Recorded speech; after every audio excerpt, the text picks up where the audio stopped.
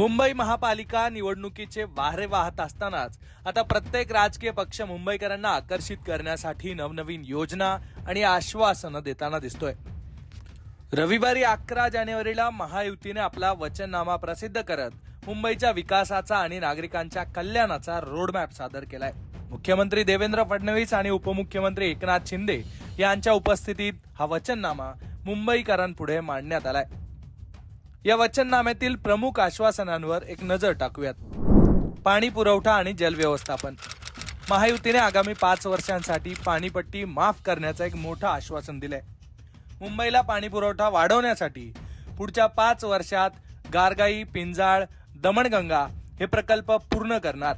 पावसाच्या पाण्याचं योग्य व्यवस्थापन करण्याची योजनाही त्यांनी मांडली आहे, त्यामुळे मुंबईतील पाणी टंचाई आणि पूरस्थितीवर नियंत्रण मिळवता येणार आहे। महिलांसाठी विशेष सुविधा। मुंबईतील महिलांना अर्ध्या किमतीत बेस्ट तिकीट उपलब्ध करून देणार। बेस्टमध्ये महिलांना 50% सवलत देणार। लाडक्या बहिणींना आत्मनिर्भर करण्यासाठी व लघुउद्योग स्थापन करण्यासाठी 5 लाखांपर्यंत बिनव्याजी कर्ज देणार। याविषयी मुख्यमंत्री काय म्हणालेत ते एकदा ऐकूयात।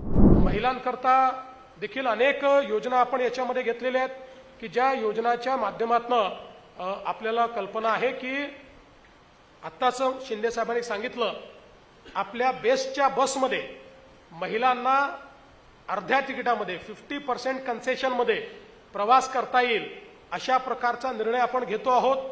आणि त्यासोबत या मुंबईतल्या ज्या आमच्या लाडक्या बहिणी आहेत, या लाडक्या बहिणींना महानगरपालिकेच्या माध्यमातून मागच्या काळामध्ये आपण काही प्रशिक्षण दिलं आहे, काही त्यांना घरकामाकरता शिलाई मशीन्स असतील, वेगवेगळ्या इक्विपमेंट दिले आहेत। आता त्याच्या पलीकडे जाऊन आमच्या या ज्या काही लाडक्या बहिणी आहेत, मागच्या काळात एक आम्ही प्रयोग करून पाहिला आणि मुंबई बँकेच्या वतीनं आमच्या दरेकरांनी आपल्या या लाडक्या बहिणींना सरकारच्या योजनेतनं 1 लाखापर्यंतचं लोन हे बिनव्याजी दिलं आणि त्यातनं काही महिलांनी चांगले उद्योग सुरू केले।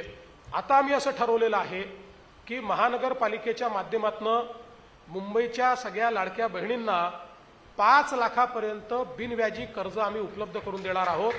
त्यामुळे त्यांना आपला रोजगार उभा करता येईल आणि स्वयंरोजगारातून समृद्धीकडे किंवा लाडक्या बहिणीकडनं लखपती दिदीकडे अशा प्रकारचा जो त्यांचा प्रवास आहे तो प्रवास आपण या ठिकाणी करणार आहोत। यासोबत आपल्याला कल्पना आहे की स्मार्ट आणि सुरक्षित मुंबई। महायुतीचा भर मुंबईला स्मार्ट सिटी बनवण्यावर आहे। यासाठी कृत्रिम बुद्धिमत्तेचा वापर करून शहराला अधिक सुरक्षित बनवण्याचा संकल्प केलाय। वाहतूक व्यवस्थापन, गुन्हेगारी नियंत्रण आणि आपत्कालीन सेवांमध्ये एआयचा वापर करून मुंबईला आधुनिक रूप देण्याचं उद्दिष्ट आहे। रस्ते आणि पायाभूत सुविधा।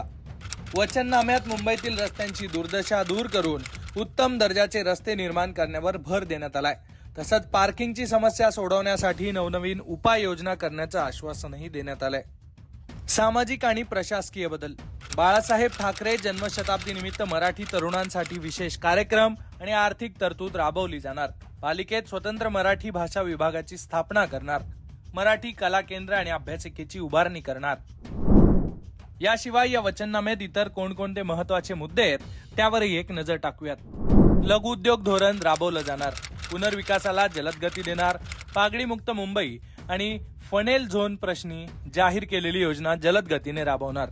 बेस्टमध्ये 2029 पर्यंत पूर्णपणे इलेक्ट्रिक बसेस आणणार। बेस्ट बसेसची संख्या 5000 वरून 10000 वर केली जाणार। रोहिंग्या व बांगलादेशी मुक्त मुंबई करणार। पर्यावरण संवर्धन योजनेमार्फत 17,000 कोटी रुपये देणार। पर्यटनाला चालना देण्यासाठी पर्यटन विभागाची स्थापना करणार। बीएमसी मार्केटमध्ये मासळी विक्रेत्यांसाठी कोल्ड स्टोरेज उभारणार। सर्व भाजी मंडईचे नूतनीकरण आणि पुनर्विकास करणार। फिश इम्पोर्ट आणि एक्सपोर्ट सेंटर स्थापन करणार। स्टार्टअप इन्क्युबेशन सेंटरची स्थापना करणार। विकसित मुंबईसाठी 2034चा आराखडा तयार होणार। थोडक्यात महायुतीचा हा वचननामा मुंबईच्या सर्वांगीण विकासाचं आणि मुंबईकरांच्या सुखसोयींचं स्वप्न दाखवणार आहे। आता मुंबईकर या आश्वासनांवर किती विश्वास ठेवतात आणि महायुतीला साथ देतात का हे या निवडणुकीतच कळणार आहे। महायुतीने दिलेल्या या आश्वासनांवर तुमचं मत काय याबद्दल कमेंट बॉक्समध्ये नक्की लिहा आणि अशाच राजकीय घडामोडी जाणून घेण्यासाठी पाहत रहा लोकमत।